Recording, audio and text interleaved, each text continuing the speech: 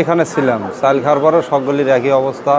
আমি প্রচুর পরিমাণে বমি করছি, করার পরে আমি এখন একটু সুস্থ। হ্যাঁ, আমি খাইছিলাম, খাওয়ার পরে বমি করছি, বমি করার পরে আমি একটু সুস্থ, মেডিকেলে আসছি। ওরা সকল চাউল খাইলো, তার সাথে গুঁড়ো দিছে। আমি গুড় খাচ্ছি, চাউল খাইনি গিয়া, না খাইতে পানি আনতে চলে গেছি, বোঝা আনতে চলে গেছি। পানি টানি খাওয়ার পরে যাওয়ার পরে এরা কেউ বোঝার সাহসে কেউ সাজায়নি, কেউ হয়তো 2-1 আঁটি করে ধরিছে। ধরাবার করছে এরকম খারাপ লাগছে, কারণ কইছে মনে হচ্ছে গ্যাস খাচ্ছি, এরকম একটা ভিতর থেকে আসছে। সেখানে কইছে কে রে, চাউল দেখালো, চাউলের মধ্যে কোনো সমস্যা আছে? চাউলের মধ্যে একটু গুন্ধ পাচ্ছি। সেখানে কইছে তাহলে তো সমস্যা গুরুতর হয়ে গেল। সেখানে বমি ওই অবস্থায় শুরু হয়ে গেল, বমি অবস্থা। সেখানে কইছে তাহলে হাসপাতালে লাগি। সেখানে ওই আপনার ওই অবস্থায় দড়ি টড়ি থুইয়া, বোঝা দড়ি থুইয়া আমরা সরাসরি সিংড়ি হাসপাতালে এসে ভর্তি হলাম। এই খেতে ধান কাটতে গেছি, গারস্থ মানে বোঝা আনছি, আনে এই চাউল চাষি, চাউল আর পানি দিচ্ছে, দিয়ে মানে যে খায়া দেয় এক খেপ বোঝা আনতে যায়, সবাই আরো বারো হয়, মানে পেটের মধ্যে সবাই বমি করে সকাল হাসপাতালে এখন ভর্তি সবাই। আমরা কতদিন ছিল? ছিলাম হলে 15 জন, 15 জনের মধ্যে 4 জন খায় নাই, আর সবাই খাচ্ছি আমরা। হ্যাঁ, সবাই অসুস্থ।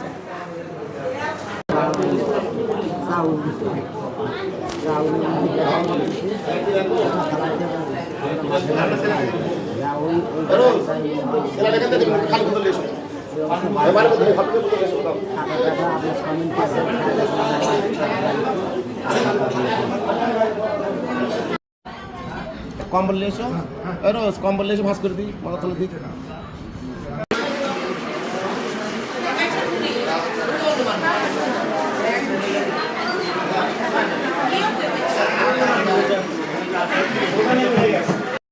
আজকে ঠিক এখন থেকে আধা ঘন্টা আগে হাসপাতালে কন্টামিনেটেড ফুড পয়জনিং নিয়ে 8 জন রোগী ভর্তি ছিল এবং তাদের হাসপাতালে ট্রিটমেন্ট চলছে এবং সার্বক্ষণিকভাবে আমাদের সিস্টাররা এবং ডাক্তাররা দেখাশোনা করছে। তারাও এখন বর্তমানে আশঙ্কামুক্ত এবং সর্বোচ্চ যেটা ট্রিটমেন্ট করা দরকার আমরা সেটাই করছি এবং সব ওষুধপত্র এরা হাসপাতাল থেকেই পাচ্ছে।